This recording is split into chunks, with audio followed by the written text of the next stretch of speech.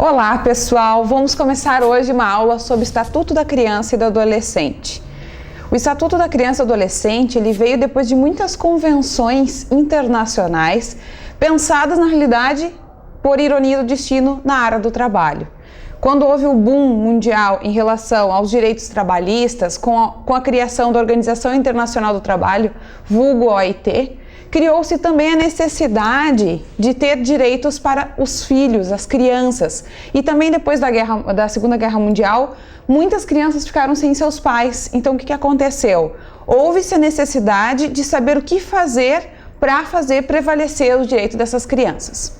Então, com essa criação, que ela veio de 1924 para cá, a gente teve a criação aqui no Brasil, era do menores. Na verdade, Código de Menores, quando na realidade, hoje ele se chama, depois de uma alteração da Constituição Federal, Estatuto da Criança e do Adolescente.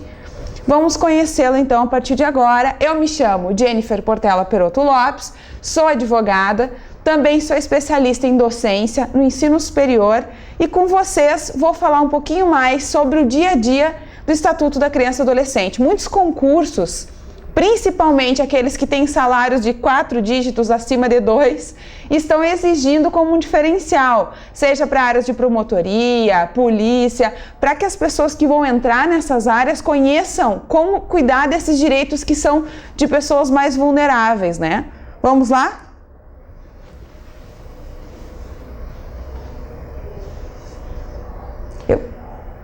Uma coisa importante que nós temos aqui é só uma revisão para sabermos nos localizar dentro do Estatuto da Criança e do Adolescente.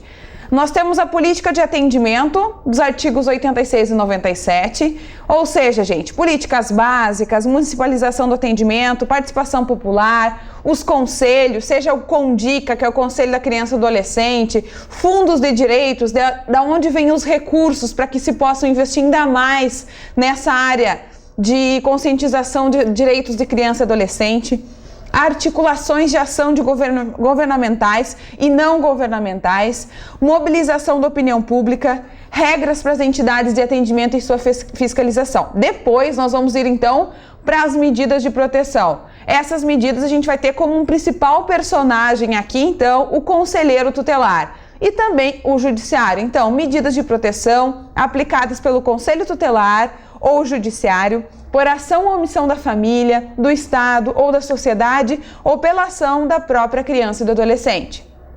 Nós teremos também ato infracional, do 103 a 128.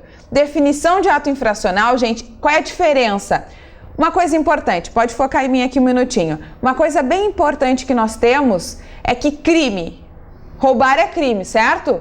Furtar é crime. Tá bem? Lá no Código Penal, ele é definido como um crime. Como nós aqui estaremos tratando de crianças e adolescentes, nós estaremos tratando de ato infracional. Ou seja, não é que não seja crime porque é um adolescente, só muda a nomenclatura porque a forma com a qual a lei trata, ela é diferenciada. Então, por isso, ele se chama ato infracional. Mas cumpre ressaltar que não vale aquela política do não dá nada. Dá nada sim, gente, dá alguma consequência, porque esse ato infracional, embora seja tratado de uma maneira especial, ele vai ser punível, ou com uma medida socioeducativa, ou também com uma internação. Voltando então para o nosso esquema aqui. Medidas aos pais ou responsável. O que nós temos? Encaminhamento para auxílio, orientação e acompanhamentos. Qual é o papel do conselheiro tutelar? E aqui definimos conselheiro tutelar, que hoje é um personagem muito importante na nossa sociedade, que sempre foi na realidade, mas hoje ele trabalha com uma formatação totalmente diferenciada. Então ele define aqui as atribuições e competências também do que o conselheiro faz. Um exemplo, o conselheiro é o que vai aplicar todas aquelas medidas de proteção que eu falei anteriormente. Acesso à justiça, do 141 ao 224. Atribuições do juiz, dos servidores auxiliares, do promotor público, que tem um promotor especializado, tem um juiz especializado. Depois de uma conferência que teve das leis de Genebra, o que aconteceu? Definiu-se que seria necessário ter um juizado da infância e juventude. Dentro disso, nós temos aqui, então, as competências, como é que se coloca uma família substituta, a apuração do ato infracional dentro do judiciário, a fiscalização dessas entidades que acolhem ou que têm a internação dos adolescentes ou crianças, proteção dos interesses individuais, coletivos e difusos. E no final, teremos então a parte de recursos também, né? E crimes e infrações administrativas. Os crimes e infrações administrativas em relação à criança ou adolescente, com a sua definição e a pena que tem. Então, gente, uma coisa muito importante que nós temos que focar aqui. O Estatuto da Criança e do Adolescente, ele veio em 90, razoavelmente novo. Ele está trazendo para nós aqui várias formas de políticas de proteção para esse público que se considera, então, um público que tem uma necessidade de atenção diferenciada. Vamos conhecê-lo, então. Que público é esse? E o principal que eu quero trazer para vocês, ele fala em atendimento integral. Qual é o atendimento integral? É aquele que ele vai globalizar desde a cultura, educação, saúde, proteção. Ele tem todas as medidas necessárias para que tu possa proteger essa criança e esse adolescente. Tá, Jennifer, mas e qual é a idade da criança e do adolescente? Que idade é? Às vezes a gente fica na dúvida. Essa semana retrasada eu fui dar uma palestra e me perguntaram, mas que idade que tu é adolescente? Então o artigo 2º da lei, ele prevê aqui para nós que o quê? Considera-se criança, para os efeitos dessa lei, a pessoa até 12 anos de idade incompletos. Então tu não completou 12 anos ainda, tu é criança. Até quem me perguntou tinha 12 anos, tinha 11 anos. Eu disse, então tu é criança. Não, mas eu não sou... eu já sou grande, eu já tenho responsabilidades. Não, tu é criança até os 12 anos incompletos. De 12 anos aos 18 anos de idade, nós teremos então o adolescente. Então, se você que está ouvindo essa aula e tem 18 anos de idade, você ainda é um adolescente. Então, nós temos aí também o jovem, que é um termo que vocês vão ver muito pela mídia. Jovem preso, jovem foi apreendido. O jovem, ele vai ser normalmente tratado enquanto ECA até 21 anos de idade. Então, dos 19 aos 21, ele é jovem, certo? Quando vocês ouvirem essa expressão, então gravem, porque em concurso eles confundem essa expressão. O que é criança, o que é adolescente, o que é jovem. Então, é bem importante vocês conhecerem. Criança, focando aqui, até 12 anos incompletos. E aí, gente, quem aplica essa medida? Conselheiro vai ter que estar em cima para acompanhar essa criança. E quando que termina a competência do conselho tutelar de acompanhar? Por exemplo, escolaridade, até os 18 anos de idade. Tá, Jennifer, mas então, se ele não tem 18 anos de idade, ele pode ser internado no CASE, ou ficar na FASE, ou no CASEME, ficar numa semi-liberdade?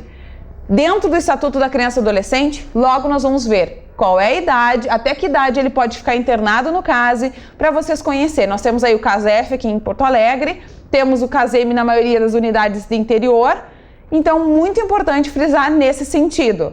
Temos como ficar com idade para ficar internados de acordo com o dia que ele cometeu o ato infracional. Logo nós vamos conhecer um pouquinho mais sobre isso. O artigo 3º, então, ele vai trazer algo bem importante para nós, enquanto Estatuto da Criança e Adolescente. A criança e o adolescente gozam de todos os direitos fundamentais inerentes à pessoa humana, sem prejuízo da proteção integral de que trata essa lei, assegurando-lhes, por lei ou por outros meios, todas as oportunidades e facilidades, a fim de lhes facultar o desenvolvimento físico, mental, moral, espiritual e social, em condições de liberdade e dignidade. Parágrafo 1º. Os direitos enunciados nessa lei aplicam-se a todas as crianças e adolescentes sem discriminação de nascimento, situação familiar, idade. Pessoal, simples assim. Toda criança tem direito à sua proteção. Quando desenvolveram-se os direitos da criança lá nessas convenções internacionais, não disse que somente as crianças brasileiras seriam protegidas. Todas as crianças no mundo inteiro são protegidas por convenções internacionais e que, baseado na Constituição Federal, aconteceu que os tratados internacionais viraram leis internas. Então, isso foi incorporado pelo nosso Estatuto da Criança e Adolescente. Então, nós teremos uma proteção. É negro, é branco, é pardo, é índio. Todas as crianças têm a mesma proteção. Cumpre ressaltar que alguns têm algumas ressalvas na limitação de como tu vai trabalhar. Mas no sentido de que todos têm o mesmo direito de proteção, sim. O que acontece, pessoal? Muitas vezes as crianças, elas eram tratadas com uma propriedade. Aí os pais agrediam, humilhavam, obrigavam as crianças a ficar. Por exemplo, aquele antigo ditado, vou te deixar de joelho no milho, tu vais apanhar. Aí a criança ficava cheia de marcas em todo o corpo, porque tinham apanhado demais, apanhava do pai, apanhava da mãe, era agredida, e os pais diziam, é meu filho, eu sei o que eu estou fazendo. A lei, depois ainda com a lei do menino Bernardo, que eu vou vir a falar para vocês, que foi vulgo lei das palmadas, ela traz essa proteção, pessoal. No sentido de que a criança é um ser humano em formação. E por ser um ser humano em formação, eu tenho que ter todo esse cuidado para proteger essa formação. Todo mundo já ouviu a expressão que as crianças vão salvar o mundo porque serão os adultos do futuro. Como eu crio elas hoje, é que elas vão reagir em relação ao mundo. E cada vez mais a gente tem que criar laços e personalidades fortes nessas crianças de acolhimento. Aí a pessoa também pode adotar, caso não tenha possibilidade de ter filhos, tudo isso nós vamos ver na lei. Mas o principal é entender que a criança não é uma propriedade, não é um objeto. Certa feita, eu estava no escritório, um cliente chegou e disse assim para mim, doutora, eu quero devolver a minha filha. E eu, como? E ele, quero devolver a minha filha. E eu, devolver por quê? Queres devolver? Como assim? Não tô entendendo. Não, é que eu adotei ela quando ela era criança e agora que ela tem 15 anos, ela tá usando droga e se prostituindo. E eu não quero mais ela, eu quero devolver ela. Pessoal, pensem comigo, a criança é um objeto que enquanto eu utilizo e ele me serve, tá tranquilo, quando tá bonitinho para expor para as outras pessoas é bom, e que quando começa a dar problema eu não quero mais. Indo mais a fundo nessa situação, eu, enquanto dever de advogada, fui atrás para conhecer essa situação. Descobri, conversando com a menina e com a mãe, que a menina tinha sido violentada pelo pai. E que o pai bebia e agredia a menina. E ele nem detinha a guarda da menina. Os pais eram separados. E ele queria devolver ela. Então pensem comigo. A criança não é uma propriedade, o adolescente não é uma propriedade, não é um objeto. Ele sim tem que ser tratado como uma pessoa em formação, uma personalidade em formação. E é assim que ele tem que ser tratado. E lembre-se que muitas vezes reproduzem aquilo que eles veem de exemplo em casa, como dizem os psicólogos com quem eu trabalho. É uma reprodução do ato que acontece em casa. Então o acolhimento dessa criança dentro da sua casa, desde bebê, seja ele por uma adoção, seja ele biológico, tem que ser muito, muito, muito cuidado, gente. As pessoas têm que cuidar como vão formar, o que vão dar para essas crianças, cuidar o que vai expor à mídia. Então é nesse sentido. Toda criança tem direito à proteção. Ah, mas ele é filho de uma personalidade famosa aqui no Brasil. Não interessa. Tem que tratar bem, assim como o Josézinho que mora lá no interior de uma vila ou de uma invasão. Todos têm o mesmo direito, certo? E o conselheiro tutelar tem o mesmo papel, tanto lá com a filha ou o filho da personalidade, tanto quanto em relação ao Josézinho que está no interior, certo? O que importa é a forma com a qual tu vai chegar nessas informações. Como nós acabamos de ver recentemente, uma situação de exposição de uma das crianças aí, de uma famosa, na mídia, expondo a criança no momento de intimidade do banho. Uma coisa simples. Pega esse vídeo, cai na internet, viraliza, expõe a criança com a pedofilia, principalmente nas redes de internet que não são controladas. Isso, gente, é praticamente uma propaganda ao contrário que mamãe está fazendo, de colocar esse tipo de imagem na internet. Então, cuidem quando vão divulgar qualquer coisa em relação à criança, tá certo? Dando continuidade, então, a essa proteção que nós falamos integral da criança e do adolescente. O que eu falei para vocês? A criança não é um objeto. E se ela não é um objeto, a família tem dever. E aí aqui, gente, entrou um problema. As famílias em casa, elas, quando veio o Estatuto da Criança e do Adolescente em 1990, ele foi muito divulgado. E as famílias não souberam muito bem como lidar, porque até então Tinha-se aquela questão de propriedade, de posse sobre seu filho. Quando na realidade a gente tem que entender que a criança, ela interage, ela tem direitos, ela tem deveres também. Só que a família também tem deveres. E aqui eu posso dizer para vocês que houve um pouquinho de excesso na divulgação, aonde algumas crianças só olhavam seus direitos e não olhavam seus deveres. E era difundido dessa maneira. Aí chegava em cima da família e cobrava todos os deveres da família de maneira que deturpava o que estava escrito no ECA. Então o ECA ele vem nesse sentido de proteger e também demonstrar o papel de cada um. Porque muitas vezes o que nos falta, pessoal, é saber aonde entra o papel da mãe, do pai, do filho, do juiz, do advogado, do promotor, do conselheiro. E ele trouxe aqui. Ele trouxe tudo bem discriminado. E quando veio essa divulgação, o pessoal meio que deturpou, não soube lidar com essa situação. Então aqui, ele traz no ECA bem explicitamente qual é o dever da família. E vocês vão ver, não é nada surreal. É algo totalmente compatível. Só que, claro, pessoal, quando nós geramos uma vida, ou quando nós vamos adotar uma vida, quando tu vai adotar ainda é feito toda uma análise, né, psicológica, um estudo, uma equipe técnica vai verificar se tu faz parte do perfil, tu vai fazer parte de um cadastro, tu vai fazer uma seleção, aí sim tu vai ser aprovado para fazer parte da adoção. Quando tu é pai, muitas vezes, tu cai de paraquedas. Tu nem sabia que tu ia ser mãe, que tu ia ser pai, e esse preparo ainda não veio. Mas isso não te exime das responsabilidades. Isso vai te trazer dentro do ECA algumas responsabilidades. O que a família tem que fazer? E tu vais ver, mas a minha mãe não fez isso comigo, meu pai não fazia isso comigo. O mais importante é que para concurso, e eu estou usando essa analogia de trazer para a tua vida, é que para concurso que cai a letra da lei. Então se você que está estudando para concurso quer ser aprovado, quando for falar de ECA, presta atenção nas responsabilidades que a família tem para com a criança e o adolescente. É dever da família, da comunidade, da sociedade em geral e do poder público assegurar com absoluta prioridade a efetivação dos direitos referentes à vida, à saúde, à alimentação, à educação, ao esporte, ao lazer, à profissionalização, à cultura, à dignidade, ao respeito, à liberdade, à convivência familiar e comunitária.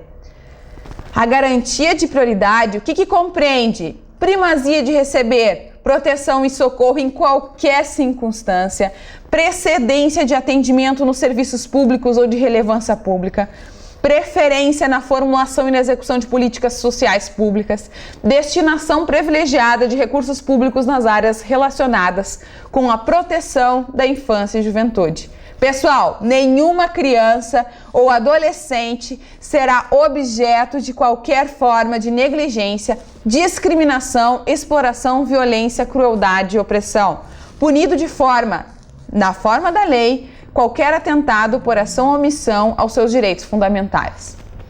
Só pensar comigo, toda criança tem direito de ser criança. E ela tem direito a ter uma saúde, a ter uma estrutura familiar, a ser respeitada. Já aconteceu um caso nacional, que saiu na mídia, de uma pessoa pública, uma professora que adotou uma criança e ela estava igual cachorro, num pilar, e botava a criança lá e maltratava uma menina. Tanto que viralizou o vídeo na internet. Pra que adotou? E passou em todo o perfil ainda. Pra que adotou? Para humilhar? Ela castigava, ela surrava. A criança foi pega em situações de negligência total. Ela já estava com hipotermia quando pegaram a criança. Em Santa Maria, no Rio Grande do Sul, há menos de 2 semanas, uma criança de 2 anos morreu por overdose de crack. Os pais usuários deixaram a pedra, ela pegou e engoliu, morreu por overdose de crack. Pessoal, isso é negligência. É só tu pensar o que não se fazer, tu vai pensar tudo que tu pode fazer de proteção para essa criança. Quando cair na lei, na questão, perguntando quais são os princípios de proteção que nós vamos ter dessa integralidade, é só vocês analisarem a questão que mais vai proteger essa criança. Quais são os que mais vai trazer benefícios? Se em algum momento se quer falar em negligência, ou abandono, ou omissão dos pais, mas o pai que trabalha muito, ele não precisa ser presente. Só um pouquinho. A lei está falando que a família tem o dever. Ah, mas a mãe trabalha muito, o pai é quem cuida das crianças. Não! Não diz ali a mãe ou o pai, diz a família. E essa família, ela é constituída família, num conceito hoje muito abrangente, inclusive agora com os homossexuais entrando na questão de adoção, vocês, dos casais homossexuais, né? Vocês têm que entender que família é um dever dos dois, não é somente de um. E que ela se estende. Como, por exemplo, aquele pai que não paga pensão para o seu filho, ele está negligenciando aquela criança. De alguma forma, ele está deixando de contribuir. Ele vai incorrer no artigo penal em relação a isso. De deixar de assistir essa criança ou esse adolescente.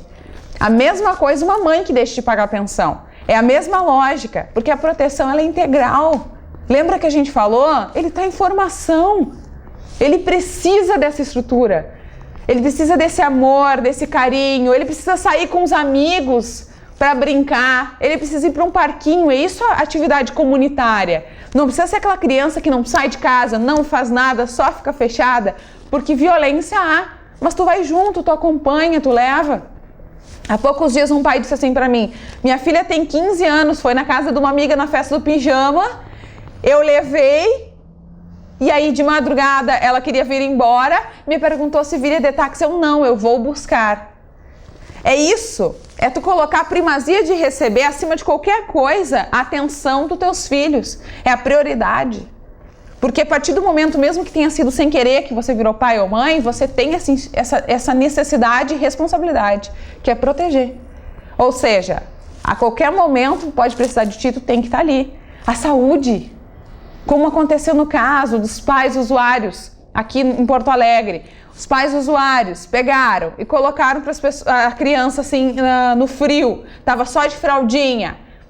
Eles usaram drogas, acabaram, capotaram, a criança morreu de frio. E aí não deram acesso, a criança desconvulsionou, pegaram todo o histórico, gente. É desumano isso. Então é só tu olhar que tem que ter essa humanidade. E que entidade deveria ter agido aí que não viu que essa criança estava numa situação de negligência? Então é nesse sentido que tem que pensar. Aqui nós vamos ver quem é que são os personagens principais. Porque esse motivo é um motivo para retirar essa criança desse lar. Vocês viram? Não é uma prioridade, a pessoa está sem dinheiro, vamos tirar o filho daqueles pais porque nesse momento estão passando por uma crise. Não! É quando tu junta todos esses fatores aqui e eles não estão atendendo. Essa criança não tem acesso à educação, não tem acesso ao lazer, não tem acesso ao carinho, à cultura e nem à saúde. Há uma negligência total ou uma omissão dos pais. Estão nem aí. Ou aqueles pais mesmo que colocam o filho no morro para vender droga. Porque, como dizem eles mesmos, sou de menor, não dá nada. E aqui na aula do ECA eu quero deixar isso bem desmistificado, pessoal. Toda semana eu estou em audiência no Juizado da Infância e Juventude. Dá sim, dá internação, que seria a mesma coisa que uma prisão, só que é uma medida para o ato infracional, como eu disse, que é equiparado a um crime, só que como ele é menor de idade, ele é um ato infracional. Então é a mesma lógica, ele dá uma punição. E eu cansei de, em audiência, ver as meninas indo, por exemplo, voltando para a internação e chorando, pedindo perdão para as mães. Ou os meninos chegando e vendo a família, assim, muitas vezes já são até pais. Estão arrasados de estar naquela situação. E já acompanhei deles retornarem para o mundo do ato infracional novamente. Então, pessoal, quando tem toda essa proteção aqui desde a criança, desde o zero ano, você vai conseguir dar uma baita estrutura para essa criança. Vai acertar? Não sou eu aqui que tem uma bola de cristal para ter certeza, mas o principal é que eu sei quais são as suas responsabilidades e tu tem que estar lá. Não adianta ficar pagando um profissional para ficar lá, porque tem que estar presente, certo?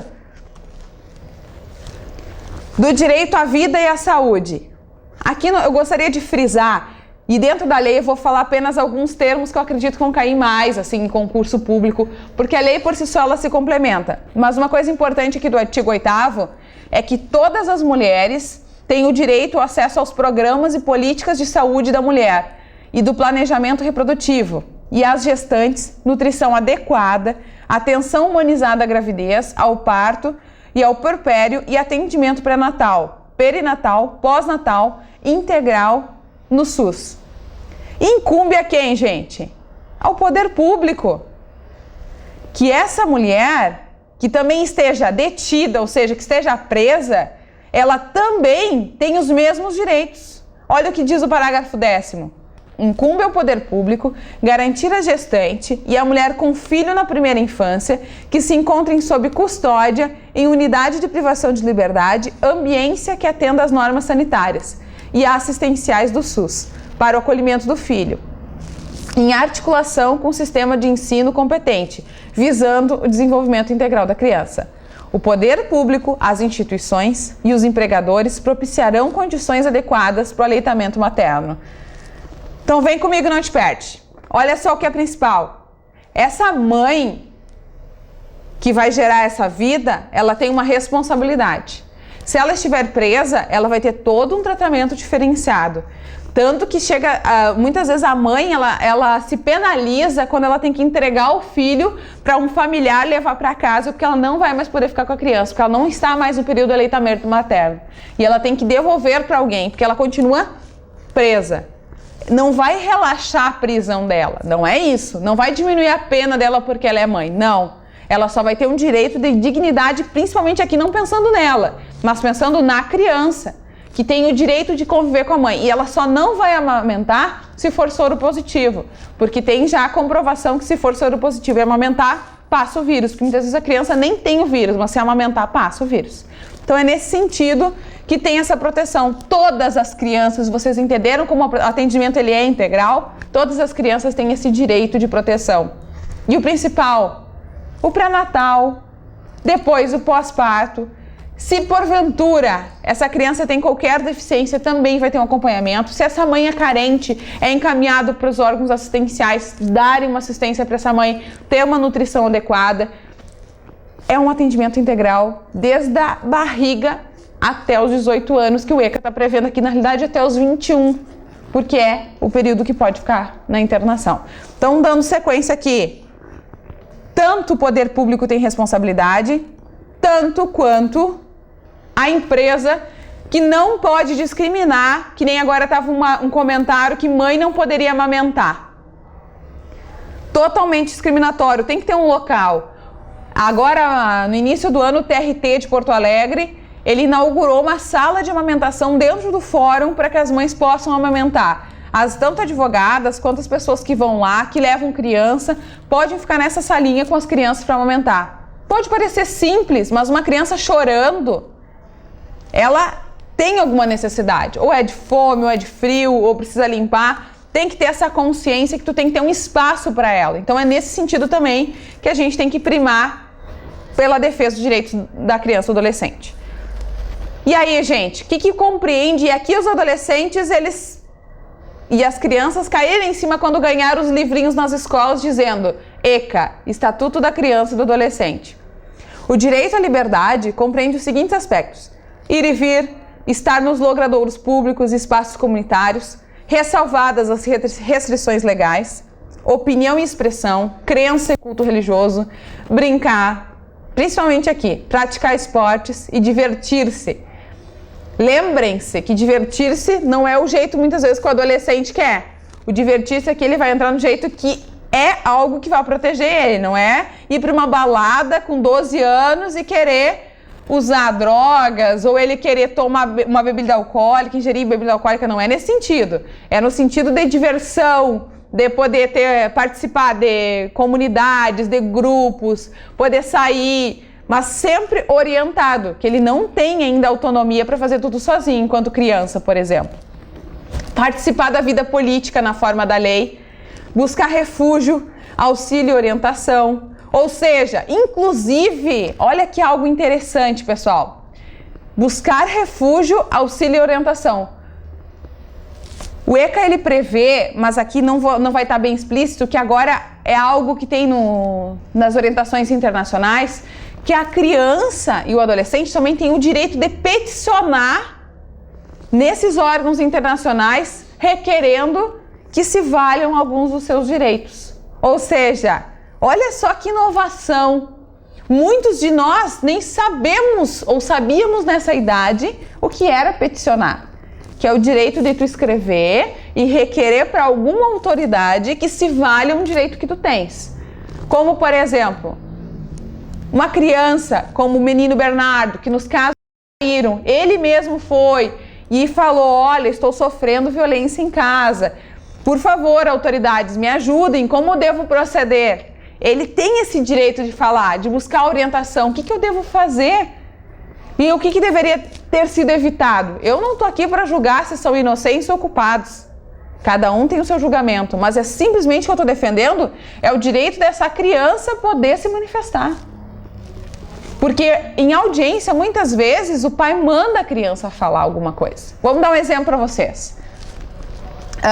Numa audiência, há mais ou menos uns 2 meses, o pai havia abusado da menina e ele coagiu a menina a dizer que ele não tinha abusado dela.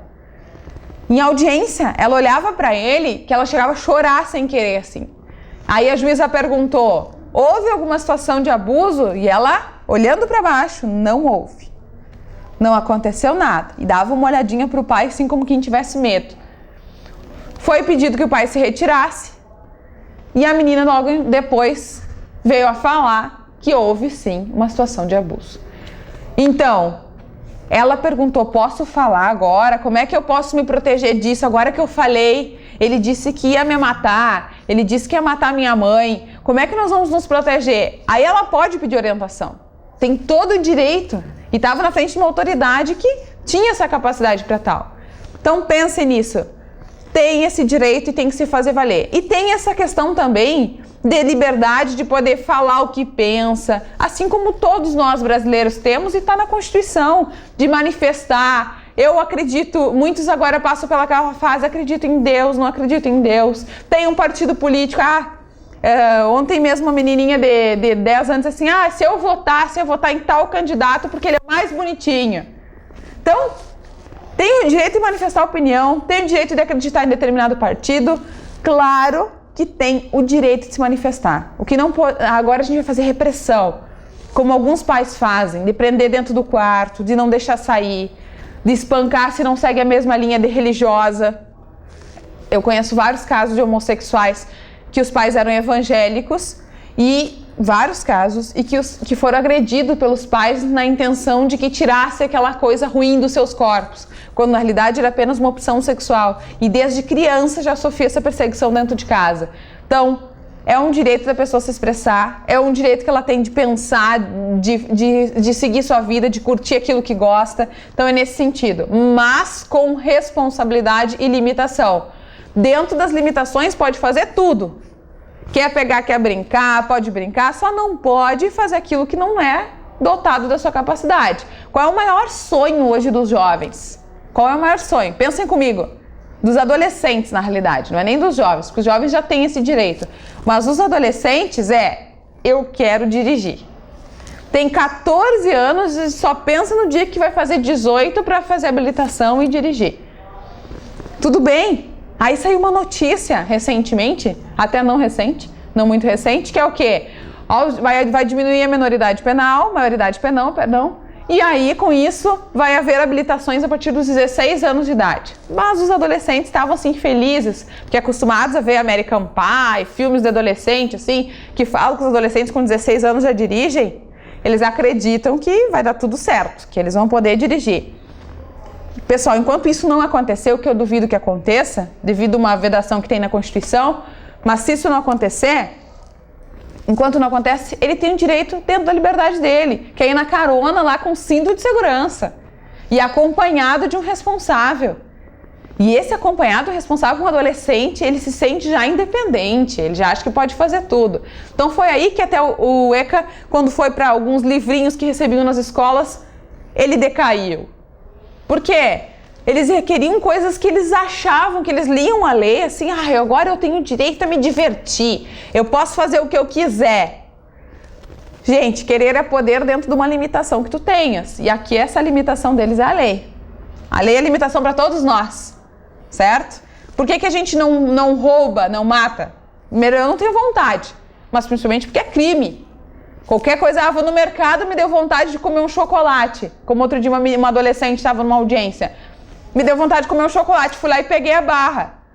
Tá, mas não porque tu tá aqui na audiência, porque eu não paguei.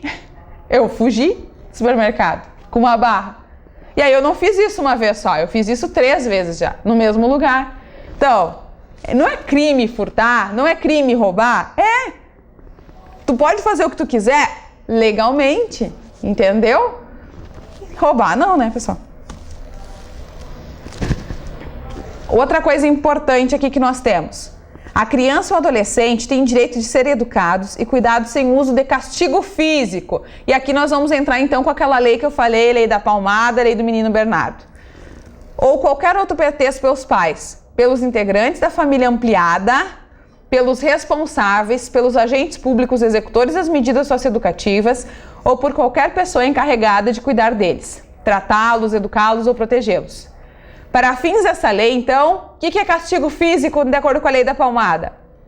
Ação de natureza disciplinar ou punitiva aplicada com uso de força física sobre criança ou adolescente que resulte em sofrimento físico ou lesão, tratamento cruel ou degradante, conduta ou forma cruel de tratamento em relação à criança que humilhe, ameace gravemente, ridicularize os pais, os integrantes da família ampliada, os responsáveis, ou seja, todos eles, executores de medidas socioeducativas também, ou seja, aquelas pessoas que trabalham no CASE, no FASE, no CREAS, em alguns outros órgãos, em algumas cidades, como por exemplo CDDICA, ou qualquer pessoa encarregada de cuidar de crianças ou adolescentes, tratá-los, educá-los ou protegê-los, que utilizem castigo físico, vão ser aplicadas algumas medidas de acordo. Tem algumas sanções, vai ser punido. Encaminhamento ao programa oficial ou comunitário de proteção à família, encaminhamento a tratamento psicológico ou psiquiátrico, encaminhamento a cursos ou programas de orientação, obrigação de encaminhar a criança a tratamento especializado, advertência. As medidas previstas neste artigo não serão aplicadas pelo Conselho Tutelar, sem prejuízo de outras legais. Outra coisa importante que nós temos aqui então, pessoal, é a questão que nós temos que observar que é direito da criança e do adolescente ser criado e educado no seio da sua família, tá? Então, voltando para cá, comigo importante vocês observarem. Alguns pais de antigamente, avós talvez de vocês que estão aqui me ouvindo, ou bisavós, acreditavam no castigo físico. Até alguns vão dizer, eu já tomei uns tapas e hoje aí tô bem orientado na vida. Uma coisa é uma punição que se falava antigamente, assim, eu digo assim, a verbal também é uma punição. Outra coisa era a humilhação também que se tinha. Então, muitos pais, assim, surravam de relho. Para quem não conhece, relho é um trançado, muitas vezes, de couro. O negócio não arrebenta, que se tu te der um laçaço, ele vai te levantar a tua pele. Porque ele tem uma tendência a aderir à tua pele. Ele levanta, quando levanta, na realidade, te machuca. Por isso que até eu sou contra a surrarem os cavalos quando estão andando, porque é com o próprio relho que se faz isso. Levem isso em consideração. Ninguém merece sofrimento. Inclusive, saibam vocês que nessa questão de defesa dos direitos da criança e do adolescente, sabe quem é que apoiou isso no início? Foram associações de defesa aos direitos dos animais. Não foi, na realidade, começando pelos humanos, e sim pela proteção que já se havia aos animais, porque se acreditava muito na propriedade. A criança ela era uma propriedade que tinha que ser do jeito que a gente queria. E não como ela deveria ser, e bem feliz, não. Tinha que ser de acordo com o enquadramento que eu acreditasse. Cada família tinha um enquadramento. Pessoal, não é para surrar, castigar, humilhar. Pega na escola, na frente da escola. Tu vai ver se tu não fizer tal coisa. Já cansei de ver. Mãe gritando, xingando, humilhando, porque não tirou uma nota acima de 8 muitas vezes, ou 9. Ou porque ficou com nota baixa. Humilhando, chamando de burro, fazendo chacotinha porque tem nota inferior. Ou questão também física, de castigar, de manga, de varinha de marmelo, varinha de chorão, de cinta, atirar objetos. Muitos já atiraram sapato, surrar de sapato, chinelo. Uma coisa é tu querer que a criança não cometa mais uma determinada conduta, que ela não erre mais, que ela não fale mais palavrão.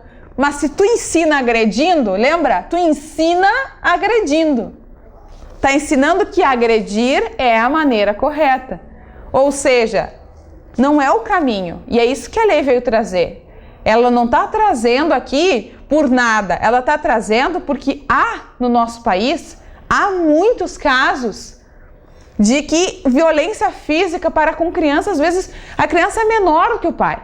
Eu já vi conselheiros retirarem de famílias a criança toda machucada de facão. Olha se isso é forma de tu pegar e corrigir uma atitude, porque a criança tinha virado a comida por birra na mesa.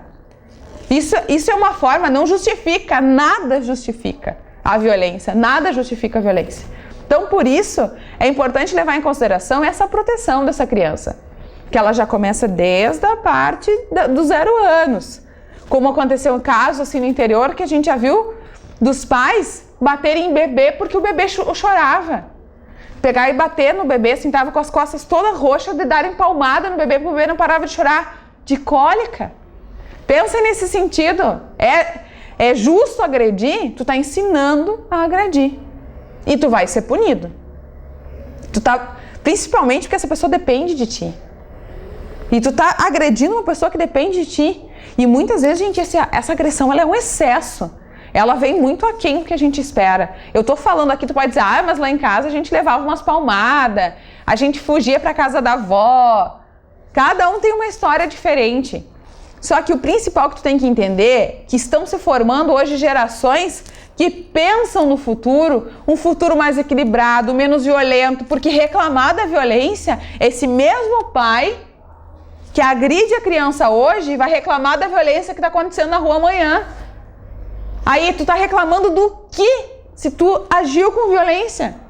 Se tu tá formando uma pessoa que vai ser violenta. Pense nesse sentido. Não é importante para tua vida tu adquirir, somar coisas ruins. Então, por isso, trate a criança ou adolescente de igual para igual. Sabe o que é sentar do lado, conversar e explicar? É isso. Não é para agredir. Não é para punir. Mas tu tem que ver que são tinhosos porque fazem arte. São crianças. Certo? E se tu não gostava que fizessem isso contigo, não repete agora. Fica a dica. Aproveitando a aula até para falar isso. Dando sequência, muito se fala em concurso público sobre família substituta.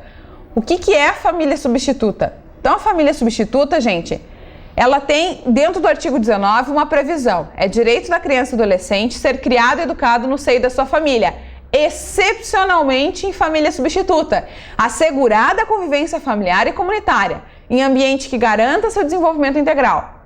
Toda criança ou adolescente que estiver inserido em um programa de acolhimento familiar terá sua situação reavaliada no máximo a cada 6 meses. Isso aqui cai direto em concurso, tá? Quando cai a questão da família substituta ou de acolhimento institucional, vai cair essa questão de 6 meses, tá? Então, foca em mim aqui um minutinho. Não pode ficar mais do que 2 anos numa unidade de acolhimento. Mas, Jennifer, o que é família substituta? O que é uma unidade de atendimento, de acolhimento? Quando o conselheiro tutelar, ele vai lá, retira essa criança que está sofrendo agressão. Vamos pegar esse exemplo aqui, dessa criança que o pai deu uma tunda de laço de facão na criança, porque a criança tinha virado essa questão de comida em cima da mesa. Vai esse caso de uma violência absurda. A mãe não soube como lidar, apanhou junto, vai, reclama, registra uma ocorrência, vai gerar uma medida protetiva porque é uma criança. Essa criança, ela vai ser retirada ali da unidade familiar, provavelmente. Se não tem como a mãe ficar junto, se a mãe não quer ir junto com a criança, se não tem como sair do local, enfim. Vamos supor que uma das medidas que foram aplicadas aqui foi a retirada dessa criança do lar. Aí eles vão procurar a família ampliada, vão verificar quem da família, ou seja, vão levar em consideração o sangue. O ECA traz essa questão de especificação, que leva-se em consideração a parte sanguínea, questão sanguínea. E eles vão olhar, não tem avó, não tem tio, não tem um parente próximo que possa ficar. Vou dizer para vocês como funciona a prática. O conselheiro liga e pergunta: estou aqui com a criança X da Silva aqui, ele está precisando, aconteceu tal situação, preciso do acolhimento. Aí vai ser analisada a situação e vai ser levada a criança. Se o familiar vai ficar com essa criança, tranquilo. Se não, ele vai para uma unidade de acolhimento, uma instituição de acolhimento. Que instituição é essa? É uma instituição a qual é mantida pela prefeitura, que ficam crianças que são retiradas dos seus lares. Mas ela não vai ficar lá para sempre. Levem isso em consideração. Primeiro, que o máximo de idade que pode ficar até os 18. Segundo, que de 6 em 6 meses tem que ser avaliado o caso, né? No máximo 6 meses tem que ser avaliado o caso. E, teoricamente, caso haja exceções, na prática é até 2 anos que pode ficar acolhida numa instituição dessas. Ou em qualquer família que vai ser substituta. Essa família substituta também vai ser avaliado se essa família com quem tá, por exemplo, essa família substituta, se ele vai continuar na família, se ele vai retornar a guarda para os pais ou só para a mãe, como vai acontecer? É isso que o judiciário tem que resolver. Mas vocês têm que levar em consideração que primeiramente tem que resolver a situação da violência. Retira-se essa criança da situação de violência que está agredindo ela para colocar num lugar que dê um pouco de equilíbrio e suporte.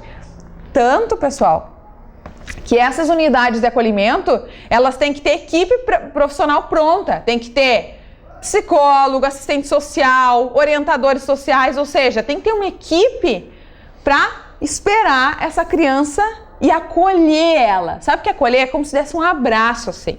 Vai chegar na instituição e ela vai ser abraçada pela instituição. Então, por isso, leve em consideração que pode ficar, só que tem que ser reavaliada essa situação de 6 em 6 meses.